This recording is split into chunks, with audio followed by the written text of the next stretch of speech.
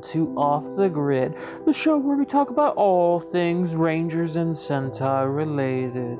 I am your host, the Bug Clown. Now, today we are going to be talking about Beast Morphers.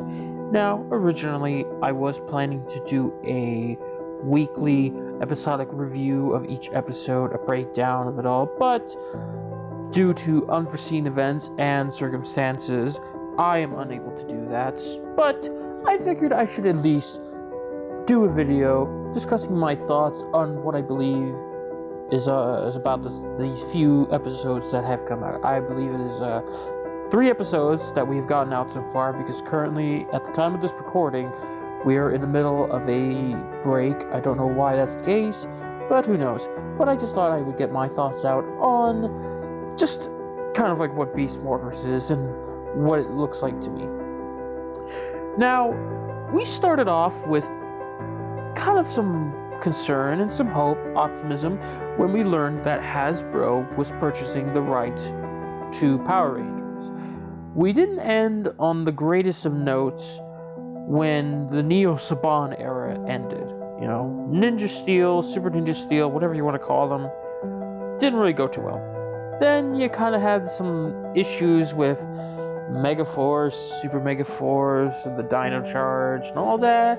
Like, I don't know. It's the Neo Saban era has kind of been a bit of a hit or miss situation. Now, personally, I don't hold those seasons up to any high regard, but I could commend them for some of the ideas that they tried to do. And I was kind of interested to see what Hasbro would do with this particular brand. Not just toy-wise, even though there's a lot to talk about there, but that's not this video. We kind of wanted to see if it would take it to a different direction, a newer way, or at least a return to form, you know? Because they've done quite an amount of stuff on Transformers, one of the best things they are known for. So we were all kind of interested. And I will say, it's an interesting direction for them to take, especially with this particular season of the Sentai that they went with, Go Busters. A season that's not been particularly received by some people, I guess. I don't know the full case, but I do understand where they went with this. Hasbro chose this particular season just because it had a different appeal, a different flavor compared to prior seasons. And, you know, I think if I compare it to the Neo Saban era, I can definitely understand it. Though it does have a nice, interesting feel. It has like a mixture of a Wild Force and slightly Time Force-esque feel to it. But that is just my preference there.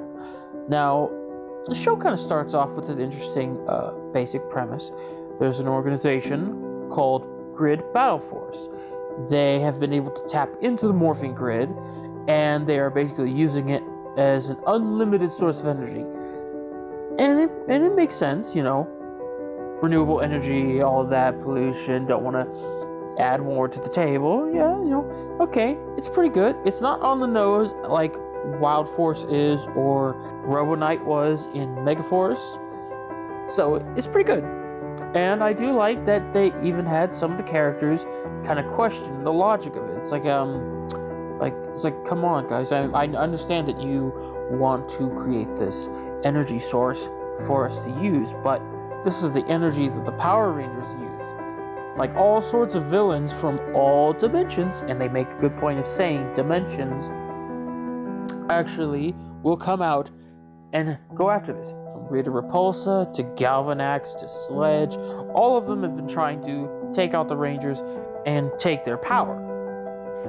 Now, this is interesting because it provides something different, you know, for this show. It actually kind of has this way of appealing to not only just younger fans who are gonna, you know, who are technically the main demographic, but it's being a bit more. It's got some, you know, understandable themes that an older fan like myself can enjoy. Now, let's see. For the characters that are the Rangers, so far they have not been defined out in too many parts yet. The first episode, I say, was a great jumping off point to establish what all of our characters are about. We have Devin, the Red Ranger. He's the son of the mayor, but he's known to enjoy karate and video games, and that's kind of been a thing. And I like how in this particular show, he's not immediately jumping up to vie for the position of leader. He's gonna help out in what way he can, but he's not trying to be like, oh, I want to be the leader. They do an episode where it's the Blue Ranger and the Yellow Ranger do have that dilemma, and Red Ranger just kind of takes charge, and it all works out pretty naturally and a good flow. Then we have Ravi, fuck my life. Ravi, the Blue Ranger, and also the son of Grid Battle Force's Commander Shaw. He's originally one of the Rangers that's picked, because there's two other characters that were supposed to become Rangers with him, Blaze and Roxy. Now, Ravi was dating Roxy, but however, due to the rules of Grid Battle Force, Rangers cannot date each other, so he wanted to just so he breaks up with her because that's the rule, and he doesn't want to disappoint his mother, all that. But then things go to hell when Evox corrupts the morphing grid energy that turns Blaze and Roxy into evil avatars, And the only way to save Roxy and Blaze, who happen to be in comas, is to destroy their evil counterparts. And this is interesting, because this adds a very consistent theme so far, that it has an extra motivation besides just stopping the monsters. Like Ravi especially, he's kind of left in this position, gotta save his girl. That's the plot. That works well.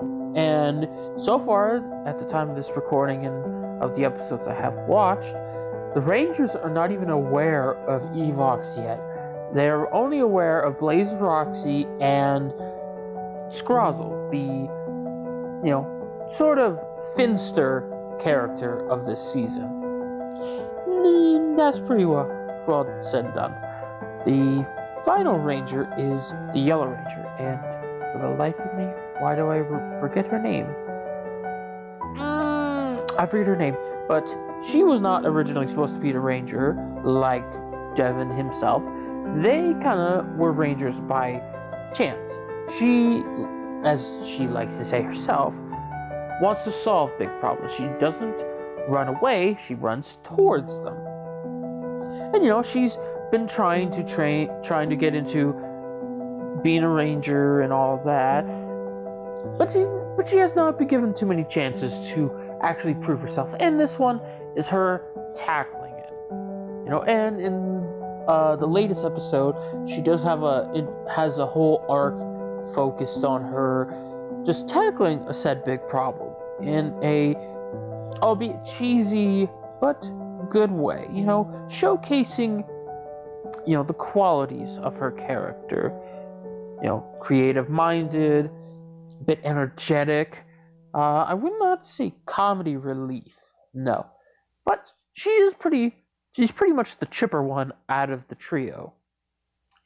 Then for side characters, we do have a Bulk and Skull duo in this show, and I guess that's just because of personal preference, but I believe that we could have done without them, but I don't know, I guess it works for some people, but for me, no, and that's just personal preference.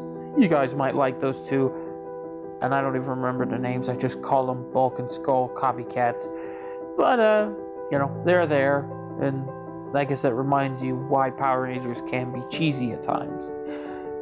As for the antagonist characters, like Blaze and Roxy's evil avatars, so far they're competent, they're clever enough, and they're doing their own thing to bust Evox out of his prison from some particular dimension that we are not aware of yet. And Scrozzle happens to be able to supply them with all the necessary materials that a Power Rangers villain should have. You know, the army of goons and the ability to create whatever freaking monster of the week they want to toss out there. As for Evox, not much is known about his character as of yet. He's like a virus that was able to set into motion the events of the season when he corrupts Blaze and Roxy and creates them into his evil avatars. Then he's able to scare Scrozzle into working for him. Now, it's hard to say what he is. You know, some sort of sentient virus, and I'm not sure if there's any more backstory that we'll be learning from him, like if he was some ranger or whatnot, or if he was just something created. It's very hard to say at this moment. So we have to wait until further episodes are brought out, because he doesn't have very many scenes. In fact, he's only got maybe 2 scenes that I could tell in the entire first few episodes, you know? So it's a bit of a problem there, you know? We don't have enough to build any opinions on. So that's kind of how it is. For anything else that we may have, the action is pretty good, pretty decent. We have, as of the time of this recording, there's been no episodes where the Megazord has fully combined. They kind of highlighted off that all the Zords have battle form, whatnot. The Red Ranger kind of actually has one that transforms into like a mini old Megazord, you know, complete with a finishing move and all of that. And the Blue Ranger's Gorilla Zord has its own little battle mode. Same thing with the Rabbit Helicopter Megazord, but doesn't really do too much there.